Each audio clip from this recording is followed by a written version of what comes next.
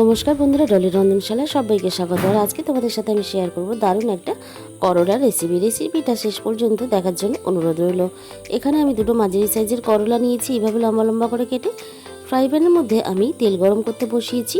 তেলটা খুব ভালোভাবে গরম হয়ে গেছে। এবারে আমি কেটে রাখা করলাগুলো তেলের মধ্যে ছেড়ে দিলাম। এরপর করলাগুলো আমি 2 থেকে 3 মিনিট এইভাবে নাড়াচাড়া করে নেব।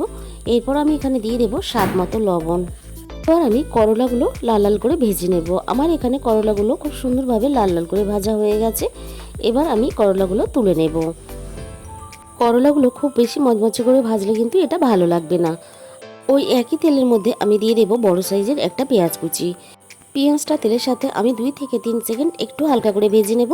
এরপরে যখন কালারটা চেঞ্জ হয়ে যাবে তখন দিয়ে দিলাম 1 চামচ পরিমাণ আদা ও রসুন বাটা। পেঁয়াজের সাথে আদা ও রসুন বাটাটা আমি একটু কষিয়ে নেব। এখানে আমার খুব সুন্দর করে কষানো হয়ে গেছে। এরপর আমি এখানে দিয়ে দিলাম টমেটো বাটা। এরপর আমি এখানে স্বাদ মতো লবণ দিয়ে দেব। খুব ভালোভাবে আমি টমেটো বাটাটা এখানে নাড়াচাড়া করে একসাথে কষিয়ে নেব। এরপর আমি দিয়ে দেব 1/2 চামচের একটু কম হলুদ গুঁড়ো আর 1/2 চামচের একটু বেশি ঝাল লঙ্কার গুঁড়ো, আর দিয়ে দিলাম 1/2 চামচ জিরে গুঁড়ো, 1/2 চামচ ধনে গুঁড়ো। এবারে মশলার সাথে খুব ভালোভাবে সব কিছু কষিয়ে নেব। আমার এখানে সুন্দর করে সব কিছু মশলা কষানো হয়ে গেছে। এরপরে আমি এখানে দিয়ে দিলাম অল্প একটু জল, মানে 1 কাপ পরিমাণ জল। এবার সব কিছু আমি এখানে মিশিয়ে দেব খুব ভালোভাবে।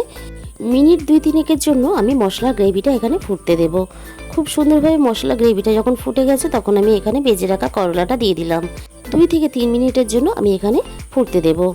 রেসিপিটা ভালো লাগলে অবশ্যই ভিডিওতে একটা লাইক করো। নতুন বন্ধুদের কাছে আমার অনুরোধ রইল চ্যানেলটাকে সাবস্ক্রাইব করে পাশে থাকার জন্য।